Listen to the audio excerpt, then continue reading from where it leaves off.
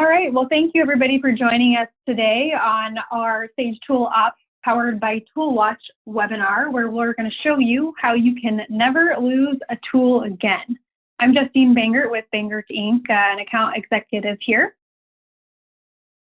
And I'm Chase Holthouse, account manager here at Bangert Inc. as well. We have Colby Lathrop with ToolWatch.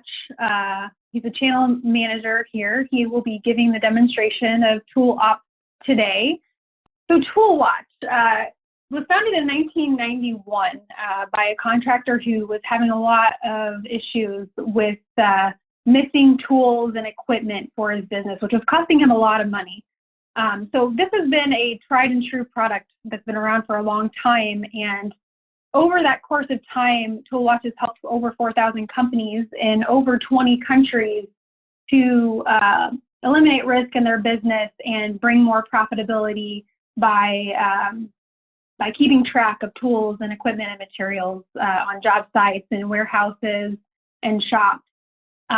So Sage has just recently decided to partner with ToolWatch and now has a product called ToolOps powered by ToolWatch. So very much the same product, just a Sage product that now integrates with both your Sage 300 CRE and coming soon to your Sage 100 contractor software. So with ToolOps, it makes it easy to have all of your data in one easy to use application. So for many instances, the software can work for field users, warehouse users, shop users, and then also in the back office. So as I mentioned before, right now it integrates with your Sage 300 CRE, and coming soon in the near term, it'll integrate with your Sage 100 contractor software. So with Sage 300 CRE, for instance, you can reference primary fields from your accounting database, such as payroll, employee, and job cost code, and so forth, in that respect. In the field, for example, this product will allow employees to search for tools, materials, and equipment. You can also transfer equipment from project to project or location to location, request equipment from the warehouse, verify the status of your tools, and also track equipment usage and consumables. So all in a mobile device, all in one place. Again, brings visibility to your business, to your field users, to your office users, and warehouse workers as well. In the warehouse, you can manage your tools across multiple locations. You can also quickly fill Pic Tickets for transfer requests.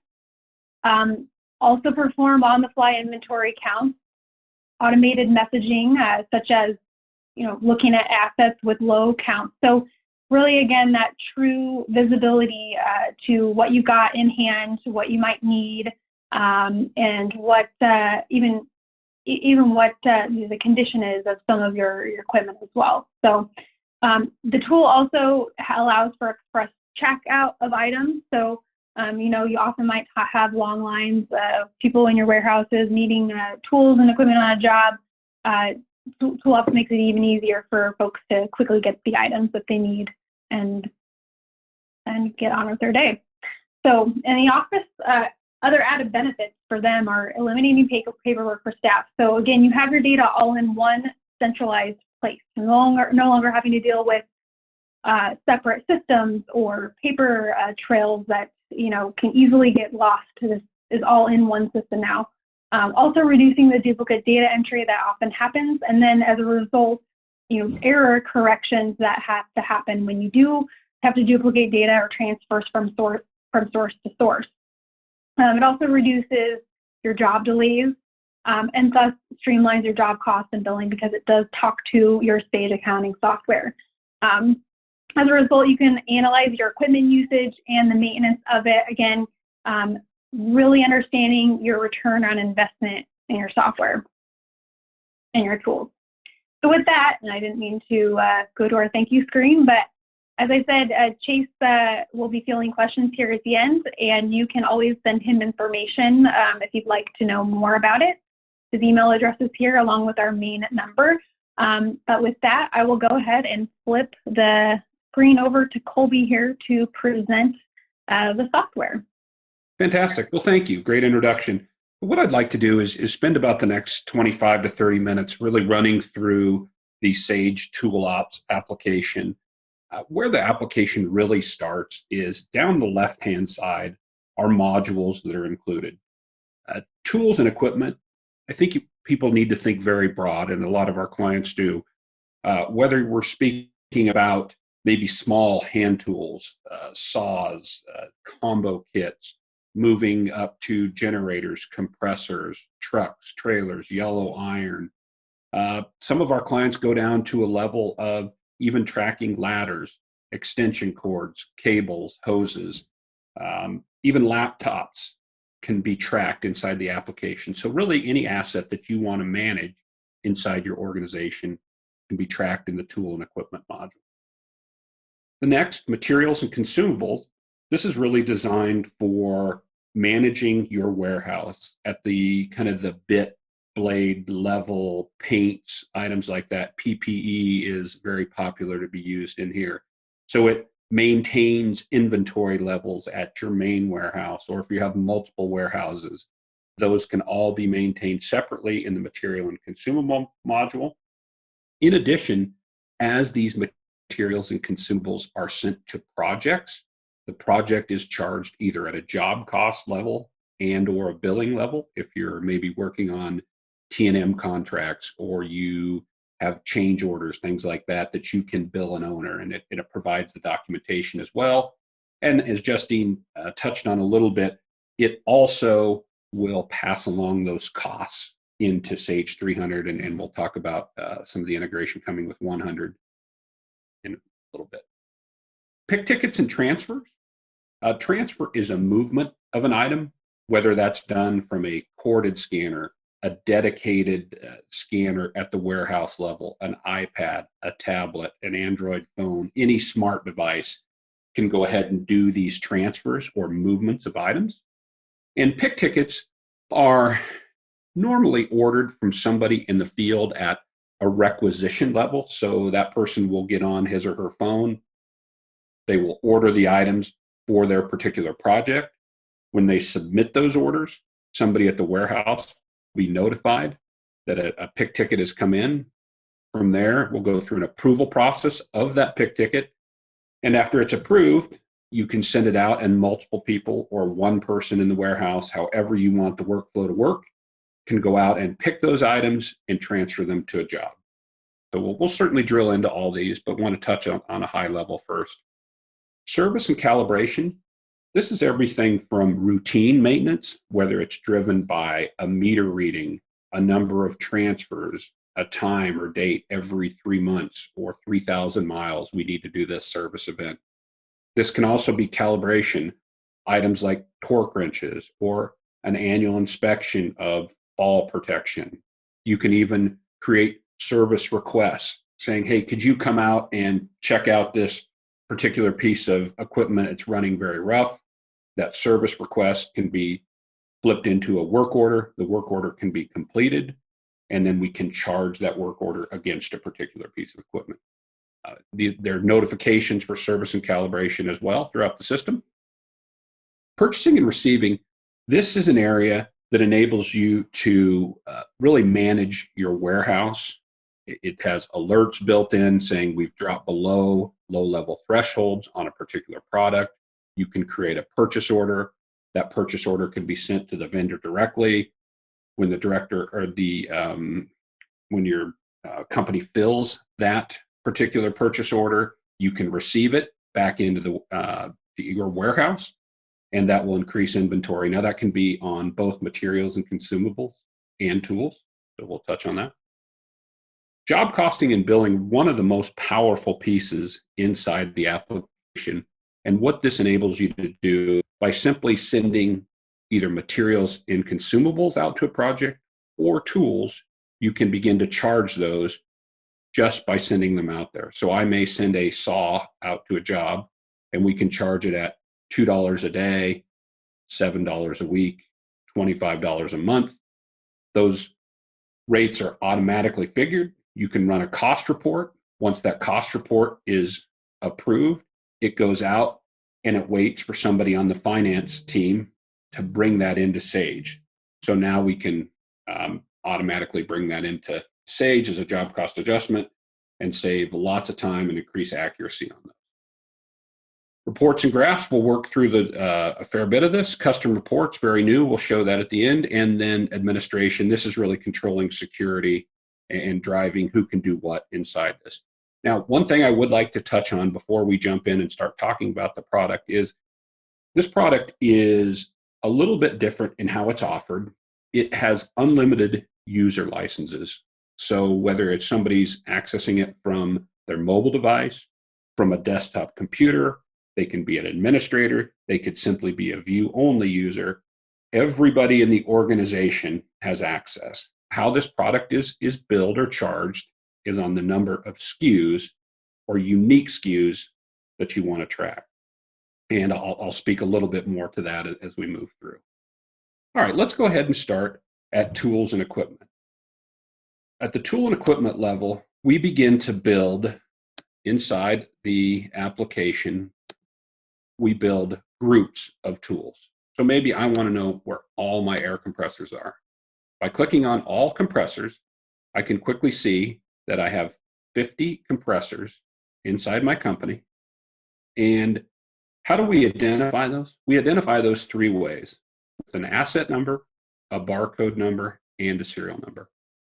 Now, many of our clients, when they come to us, have equipment numbers or asset numbers on their particular pieces of equipment and tools, and that's fine. We can do a data import and take those in.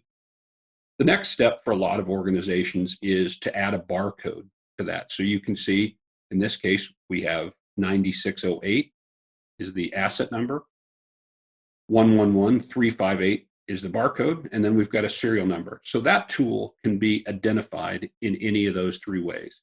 Now, do you have to use barcodes? No, you don't. We certainly feels like it increases accuracy and speeds up the process. But maybe you just want to start at the level of using asset numbers. That's fine. As I scroll a bit further across, you're going to see a simple description, manufacturer, model, and you can sort by any one of these by simply clicking on the column. Assignment is the big one. That is where something is currently assigned. Now, whether that's assigned to a project, to an individual, a warehouse, a truck, a trailer, all of that. So you can see that the first item here, this particular compressor, is on the arugula station job. And as I scroll all the way to the right, you'll see that Jeff Funderburk is the supervisor. So it's almost two levels of accountability. We can see that this particular compressor is on the arugula station job. If we have an issue where we can't find it, there's a dispute, we have questions on job cost, then we can also go to Jeff Funderburk and we can say, Jeff, help me understand. You had one of your people sign for it last week and now we can't find it. What's going on with that particular item? In addition to that, there's another level of accountability inside the Sage ToolOps product, and that is a responsible party. So we can have this particular compressor assigned to the arugula station job, but we could also have a particular employee responsible if we wanted to do that. So really creating a lot of accountability very quickly inside the application. Tool models, this is really the parent level of the items where you can insert pictures and you can drill into these and you can get specifics about each one of those models. Toolkits. Kits are a great way to group items, whether it's a gang box filled with tools, or maybe we have a new employee kit, and when a new employee starts, he or she will receive a combo kit, gloves, hearing protection, full line of PPE, maybe a worm drive saw, you name it. And you can create these kits and assign them with one scan. You can assign multiple tools to a person, a project, things like that. Retired tools. This is a bin that shows items that have been lost, damaged, stolen for a particular time period. So it just begins to shine a lot of light on items that you've lost. Maybe let's sort by who retired these. Well, Jerry Bronson has a lot of items that he has retired or have been in his control. So maybe we need to talk to Jerry and find out what's going on We can also sort by project or supervisor. So lots of power in this. For a lot of clients, this brings to really light with data. Hey, we know that this project has had a lot of problems losing items. So now the data is right here in front of you.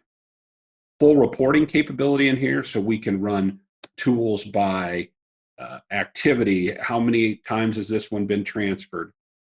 This one has sat in the warehouse for 90 days. Maybe we don't need this. We can see tools by employee. So about 120 canned reports in the Sage ToolOps product. So where I want to really go is to kind of talk about a transfer. And this is really the kind of the fundamental underlying feature of the product. And we're just going to move something from a warehouse to a particular project. Now we can type in here, we can simply browse and say, all right, I want to send some items to American Family Insurance. So we'll hit OK. As we do that, cost information, this defaults in. This is an integration with both Sage 100 and Sage 300. So what happens is as you add projects, employees, cost centers, cost codes in either one of the Sage 100 or 300 products, that flows down into ToolWatch. And the value proposition there really is now somebody at the warehouse level or project level does not have to re-input these. There's an API that connects them, so they will appear in Sage ToolOps. From here, people begin to scan or move tools. And I've just got a little corded scanner here. So I'm going to do a couple scans and begin to move tools.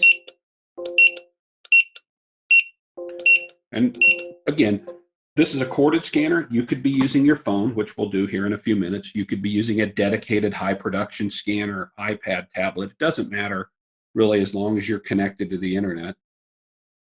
From here, we can go ahead and be completely done and process this transfer. There are a couple things that a lot of our clients like to do, and one is return date. And this just simply says, hey, if these tools are not off of the American Family Insurance job by 5/29, alert me. So it'll put a message on your desktop saying you've got tools out past the return date. The other is a lot of people like to print a transfer ticket. Now, again, some people are trying to move as far away from paper as they can. Others like the kind of the safety, security of a little bit of paper. So as we process this transfer now, we're going to move everything from the warehouse to the American Family Insurance job. So I'm going to go ahead and process this transfer. And as we do, it'll bring up just a little transfer ticket. All of this is recorded electronically. So transfer number 15199 is documented in the system. We don't have to have the paper, but we certainly do. Now, if you prefer to have somebody sign on an electronic device like an iPad or a tablet, we can have people sign for this as well. And again, as we move through the demo, we'll show that functionality. All right, so we have moved items from the warehouse to the American Family Insurance job. From there, that has kicked off the job costing and billing of each one of those items. So from here, we're going to go out and we're going to talk a little bit about rate sheets. And rate sheets exist at the material and consumable level and at the tool and equipment level. So if I were, actually, I'm going to take a step back. You can have multiple rate sheets. So you see 3 different rate sheets here.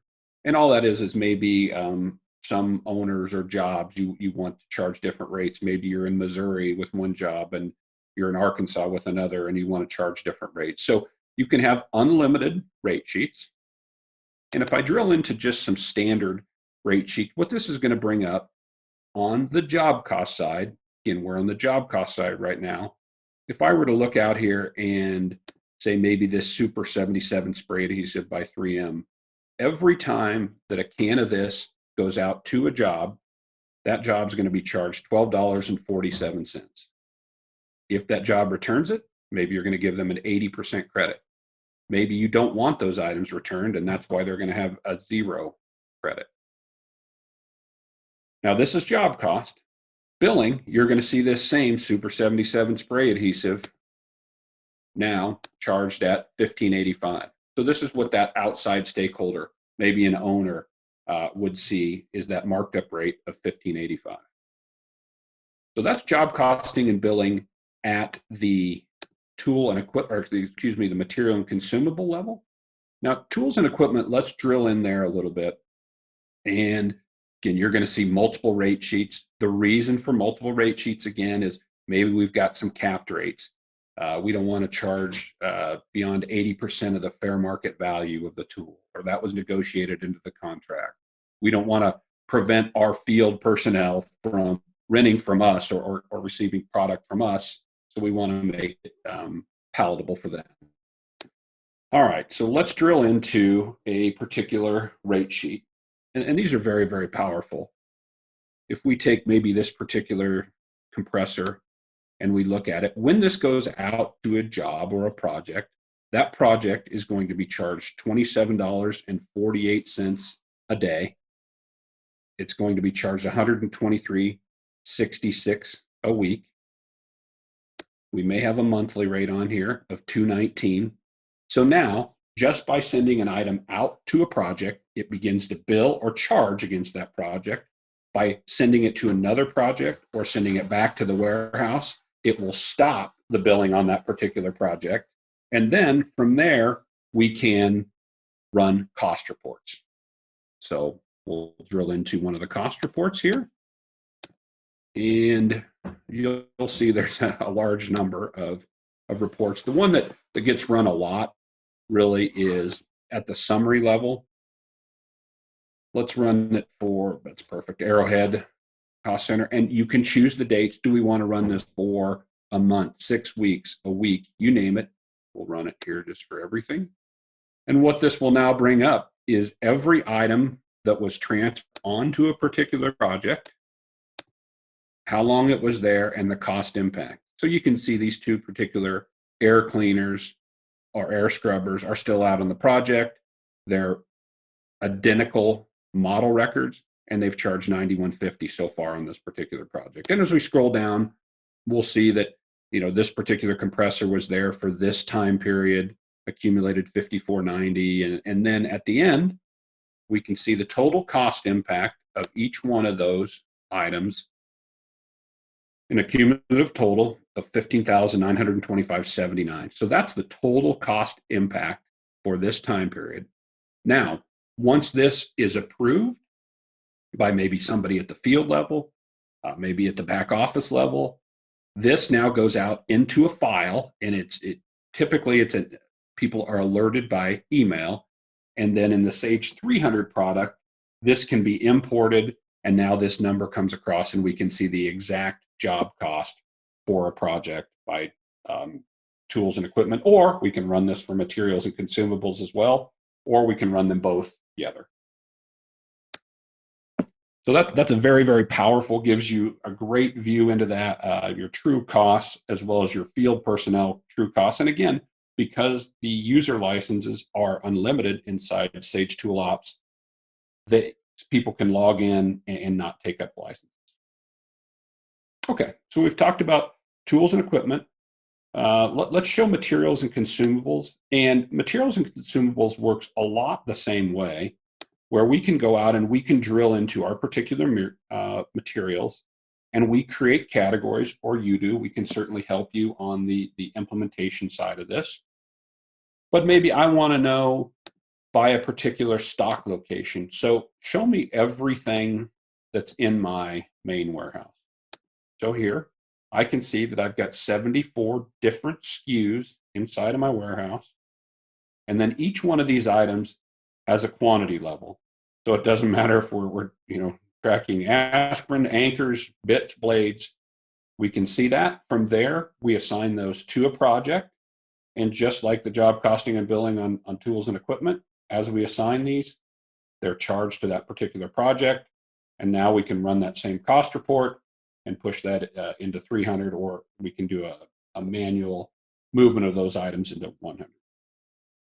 At the material and consumable level, we also have a low-level browser.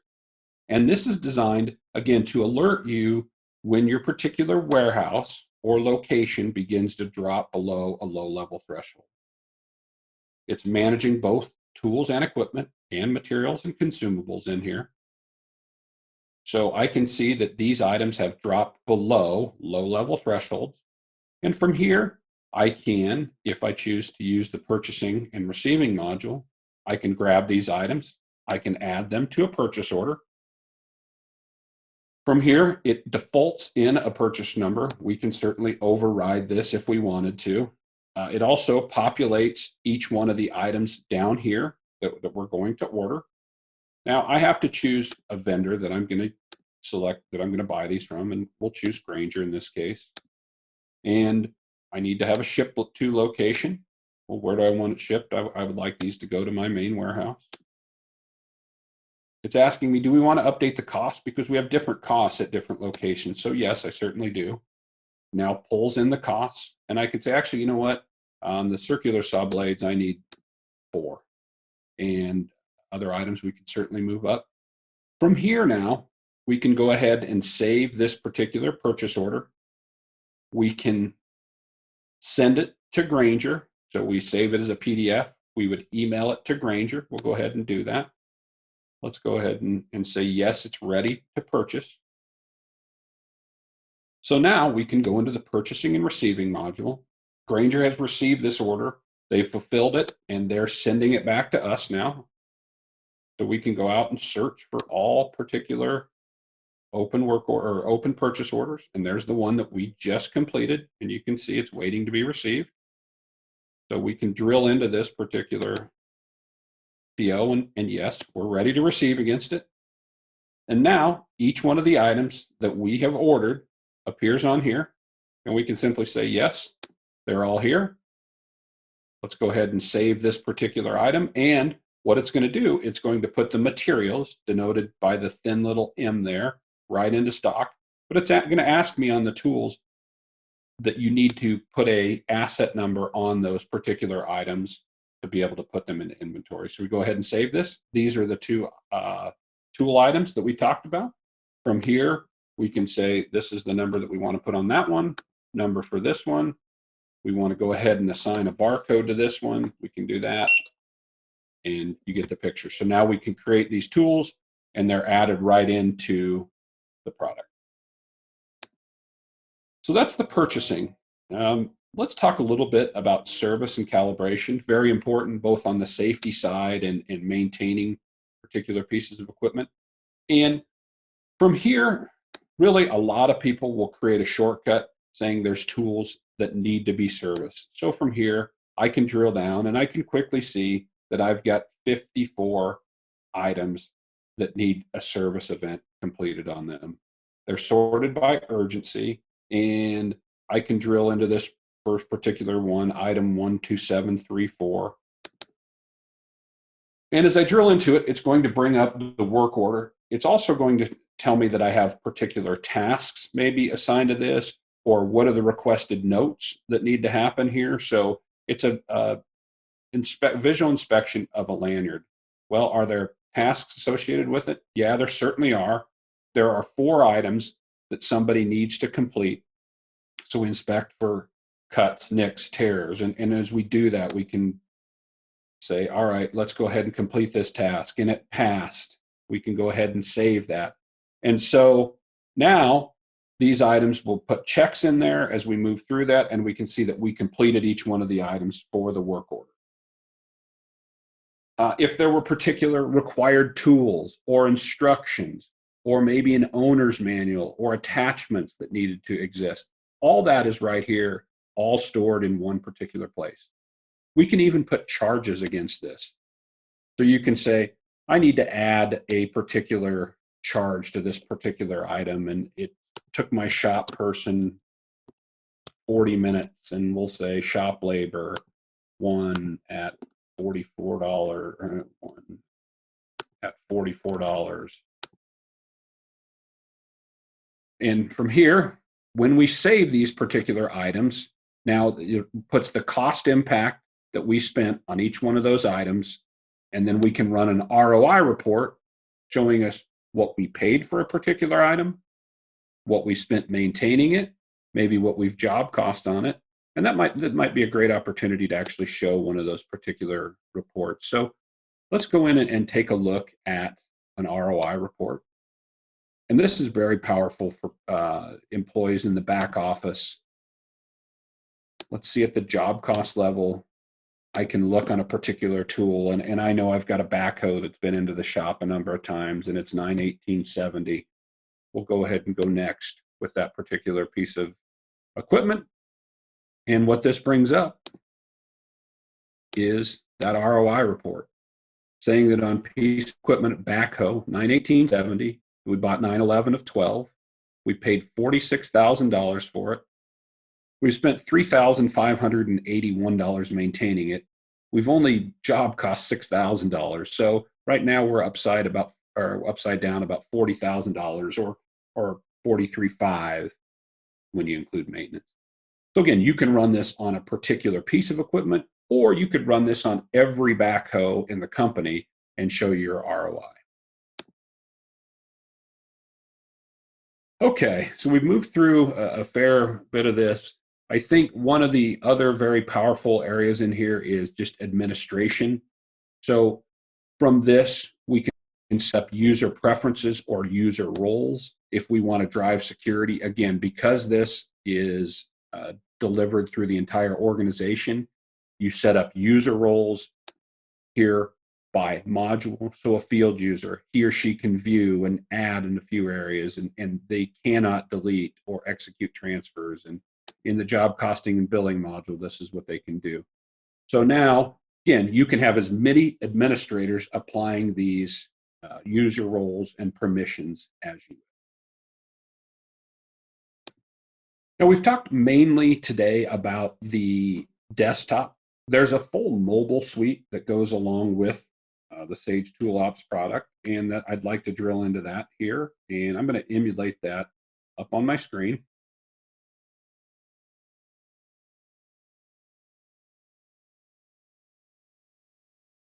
Okay, and now you can see the Sage ToolOps product on my screen. And this is the field application. We also have a warehouse app, which we'll show in a minute. But what can happen from this? Very quickly now, from my mobile device, I can tap on search, and I can see tools maybe that are assigned to me. Hey, what do I have that currently is assigned to me? Well, here's a list of every item that's assigned to me, Colby. Or I want to know tools by employee. Maybe we're terminating a particular employee, and I just want to check, does Don Bell have any tools? Nope. Great. Fantastic. Let's go ahead and let him go. And Tony Blair, does Tony have any? Well, he's got a roll groover that we need to get back before we provide him with his final check. Maybe we want to know items by location. What tools are on a particular job?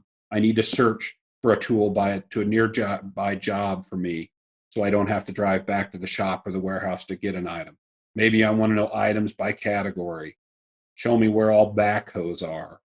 And now I can see that all my backhoes, here's one at the Denver International Concourse A job, an Arrowhead Stadium, Soldier Field. So I may want to contact that particular project manager or project admin or superintendent and say, hey, can I borrow this particular item from you? So again, it's creating that instant visibility and accountability in the application right from your fingertips here.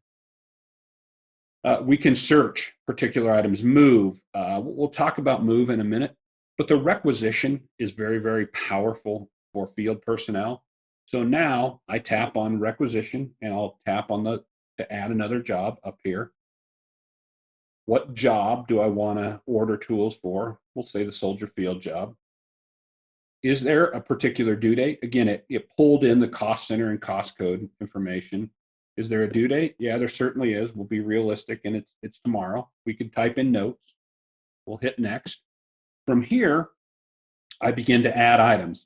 Now, I've got everything pulled up. I could just be looking for tools and say, air tanks. I need to add this small air tank, and actually I'd like 2 of those. And I can go back and say, you know what, I do need a backhoe as well, and I'll take a 416D, just one. Okay. Maybe there's items on the material and consumable side. I can certainly add those. But now I've added these 2 items. I'm going to go ahead and submit these. So when I hit submit, hopefully we'll get a message. There it is. That has been successfully submitted for the Soldier Field job. So now I can go back and look at Pic Tickets. So what has happened when that successful submission has taken place, we can go back and somebody at the warehouse is now alerted that a Pic Ticket has been created by somebody in the field. So we'll go out and search those. And there's the one that I just created for Soldier Field. So I want to drill into this. Now I have my hat on that I'm a warehouse manager or somebody at the office level. And it's telling me that Colby has requested these items and they're due tomorrow, again, for the Soldier Field job. I kind of have the power in here now. I could say, you know what, actually, I'm only going to give you one of those. Or, you know what, I'll give you three because I've got a surplus of them at the warehouse level. So somebody at the warehouse is looking over this. And now as they go out and they save this, it's going to say, is it ready to pick? So this is an approval process. Yes, it's ready to pick. Now, when it's ready to pick, I can walk out and it's ready to pick. We can drill into this and we can begin to pick items from our mobile phone. So as I walk out into the warehouse, I can take my phone out. I can scan 2 air tanks and maybe it's air tank 100 and air tank 313. We scan those. We scan a backhoe. Those go on to a transfer ticket. We transfer it to the Soldier Field job, and those items all begin to cost against that particular Soldier Field job. So that's a process becoming very, very popular in the Sage ToolOps product. Another one here is verify. And this just simply is reminding me, hey, what tools do I have or what tools are on a particular project? So if I tap verify for me, it brings up each one of the tools that I have. And now I can say, yep, I have that one, that grinder's there, air scrubber. And it's a bit hard to see on the screen, but that says verified. And it's just helping people understand that they need to be accountable for each one of those items. All right, that again was ToolWatch Field. I'm going to move over to the Sage ToolOps warehouse product. And from here, you'll see additional functionality. Now we can certainly search, but now we have the option to complete a transfer ticket. We can complete those Pic Tickets. So those items that get ordered from the field, now we can go out and we can complete those Pic Tickets. As Justine talked about early in the presentation, express check-in, check-out. That's a great application if maybe you're on an industrial project and you're scanning maybe 50, 60, 100 craft people a day checking in tools. You can do that. We can do true inventory counts from here. So we go around and we show that there's 50 tools on a project. You need to go and scan those particular items. So that's what the inventory count piece is. But let's talk a little bit maybe about a transfer ticket. That's the one that gets used day in, day out inside the application. So where is something going from? Well, in this case, it's moving from, we'll say, the Bass Pro job to another job or a person. Again, we'll say Lincoln Financial. We could put in your return dating. We could add notes, just move along. Now this brings up the ability to either scan these items or type them in. So if I've got barcodes on these particular items, I'm going to tap this little scan box. It's going to bring up the ability to scan and grab these particular items and add them to the transfer ticket. So again, I've just added these 3 items via my mobile device to a transfer ticket. And I come across something that doesn't have a barcode on it, that's fine. I can type that in there. So I can hit the numbers. Go ahead and type that in there. Add that particular backhoe. It's now been added. And we're ready to transfer this. You'll kind of note the little shopping cart in here. So as I tap on the shopping cart, it's going to give me a review. These items are moving from the Bass Pro job to Lincoln Financial Field. Here's a list of them. Are we good to go? Let's go ahead and transfer them. So I tap the transfer button. Now, who's receiving these? So we can select from a list of employees saying, all right, Angie Crowell is signing for these. Angie goes ahead and signs. It's done. We've now captured Angie's signature against this particular transfer ticket. And now we can look back and say, hey, Angie took this drill, this air tank, this backhoe at 10:41 a.m. Mountain Time, showing each one of the items that were transferred to her job.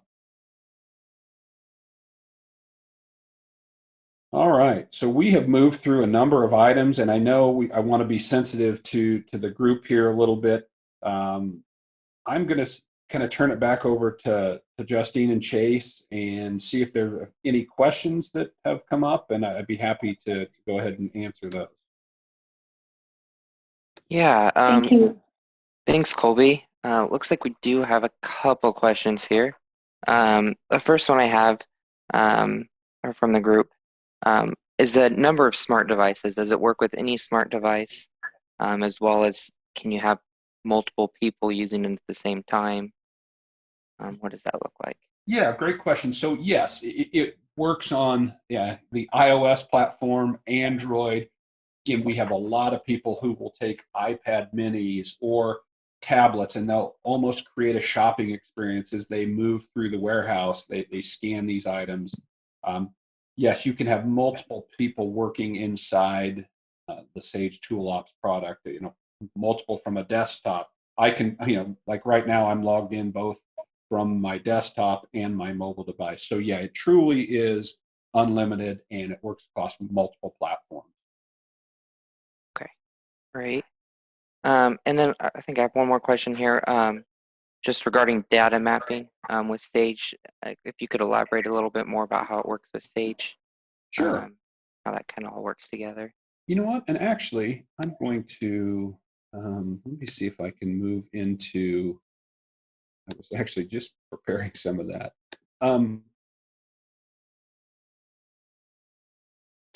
So yeah, let's talk a little bit about that. And first, I have both the 300 CRE and 100. But as you'll note, as we add information into 300 or 100, these items move across into the Sage ToolOps. So again, we control how often the sync runs, but as maybe you add employees, those employees will now flow down into ToolWatch or JC Jobs, coming across as cost centers and locations. And again, when those are added by the office or the back office, it's just a tremendous time saver for people in the field. Again, it increases the accuracy. So now as soon as somebody puts a job into 300 or 100, if I'm in the warehouse, I simply begin to scan tools to that job, transfer them, and it begins the cost impact. So yeah, here's a list of the data mapping. Now, the differentiator here, to be clear, on the 300 product, when cost reports are run, those are moved into Sage through an Sage 300 CRE through an import. There is not an import yet to 100, just to make sure everybody's clear on that. Great. I think that is all the questions that I have for you guys. Yeah, thank you, Colby. Great presentation. I'll share my screen briefly real quick, just in case anybody wants to grab our contact information if they want to learn more. Pop that up real quick here. So again, you can feel free to email Chase anytime if you want to learn more information, and then our main number here as well. As always, we are very digital here at Vanguard Inc. So you can find us on YouTube and our podcast at builtcast.com. Thanks everyone for joining us today, and we hope to see you again here soon.